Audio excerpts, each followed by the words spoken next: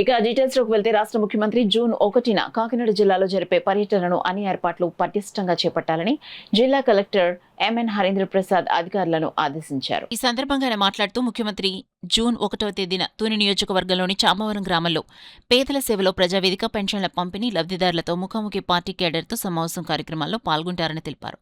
ఈ పర్యటన ఏర్పాట్లను జాయింట్ కలెక్టర్ ఓవరాల్ సూపర్వైజరీ ఆఫీసర్గా పర్యవేక్షిస్తారన్నారు.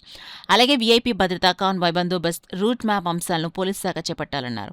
హెలిప్యాడ్ వేదిక ఏర్పాట్లను, వర్షం పడకుండా పంటల్స్ ఏర్పాటు, రోడ్ల గుంతల పూడ్చే పనులను ఆర్ఎండ్బి పంచాయతీరాజ్ ఇంజనీరింగ్ అధికారులు చేపట్టాలన్నారు. అత్యవసర మందులు, స్పెషలిస్ట్ డాక్టర్లు, అంబులెన్స్ను సిద్ధంగా ఉంచడం, సభ ప్రాంగణంలో మెడికల్ క్యాంపులను వైద్య ఆరోగ్య శాఖ ఏర్పాటు చేయాలని ఆదేశించారు. పబ్లిక్ అడ్రస్ సిస్టమ్ ఏర్పాటు, ప్రింట్, ఎలక్ట్రానిక్ మీడియా సమన్వయం, సమాచార పౌర సంబంధ శాఖ నిర్వహించాలని, వీవీఐపీ ఆహార పరీక్షల బాధ్యత అసిస్టెంట్ ఫుడ్ కంట్రోలర్కు, సభకు వచ్చే ప్రజలకు మజ్జిగ, త్రాగునీరు, స్నాక్స్ అందించే బాధ్యతను సివిల్ సప్లైస్ అధికారులకు అప్పగించారు.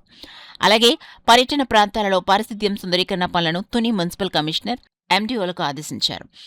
ఈపీడీసీ నిరంతర విద్యుత్ సరఫరాను ఈ డిస్ట్రిక్ట్ మేనేజర్ అవసరమైన చోట ఇంటర్నెట్ సదుపాయాన్ని ఏర్పాటు చేయాలని ఆదేశించారు. వేదికల వారీగా ఇన్ఛార్జీలను నియమించి పీడీ, డిఆర్డీఏకు హెలిప్యాడ్, కాకినాడ ఆర్డీఓకు చామవరం ప్రజావేదిక, పాళ్లు పెద్దాపురం ఆర్డీఓకు ప్రధాన వేదిక బాధ్యతలను అప్పగించారు. అధికారులందరూ జాయింట్ కలెక్టర్ సూచనలను పాటిస్తూ ఎటువంటి లోటుపాట్లు లేకుండా అత్యంత జాగ్రత్తతో ఈ విధులను నిర్వహించాలని కలెక్టర్ ఆదేశించారు.